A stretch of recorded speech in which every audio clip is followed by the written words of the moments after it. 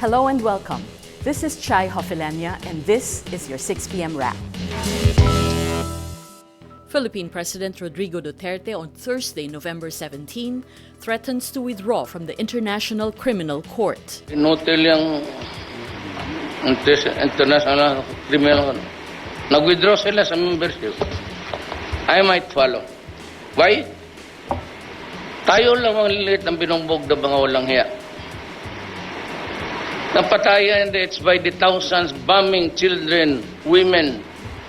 Russian President Vladimir Putin earlier signed an order formally withdrawing Russia's signature from the founding statute of the ICC. He claimed the court was, quote, one-sided and inefficient. The move comes after the ICC classified the Russian annexation of Crimea as an occupation.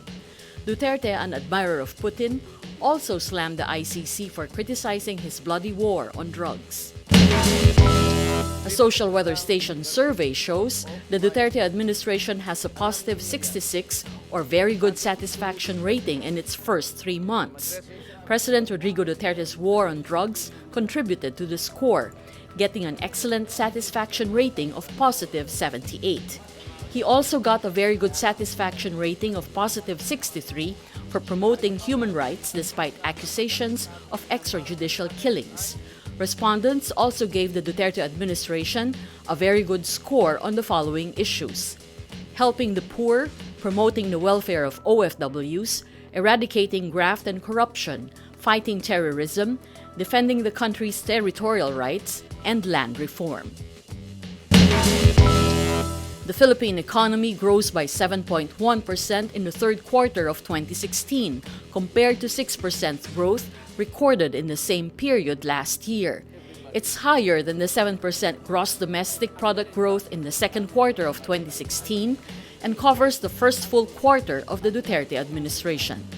Socioeconomic Planning Director Reynaldo Cancho says, quote, the Philippine economy has hit its stride in the third quarter, growing strongly by 7.1%.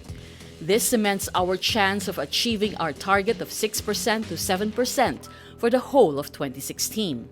Growth in private sector investments, private consumption, and exports drove the economic growth. Senator Laila de Lima says she expects alleged drug lord Kerwin Espinosa to link her to the illegal drug trade. De Lima says, quote, I would not be surprised because that's what they are doing all this time. He would be asked to return here, he would be secured, and then he would be offered immunity because he would be placed under the WPP so he could point at me. She says Espinosa will most likely accuse her as one of her government protectors so he would not suffer the fate of his father, Albuera Mayor Rolando Espinosa.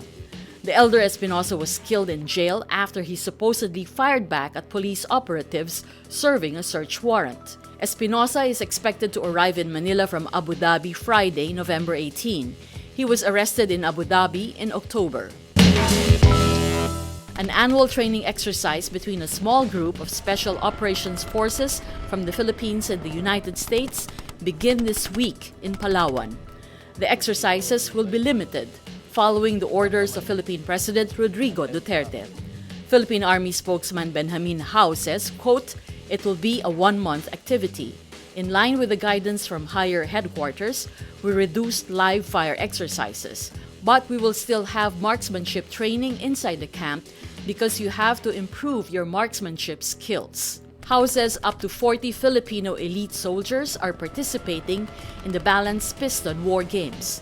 Duterte, who wants to forge better ties with China, repeatedly threatened to end war games between the Philippines and the U.S. But Defense Secretary Delfin Lorenzana arranged a compromise where some joint activities will continue. That's your 6 p.m. wrap. Watch your updates daily at 12 noon and 6 p.m. I'm Chai Hofilenya. Remember, tomorrow begins today.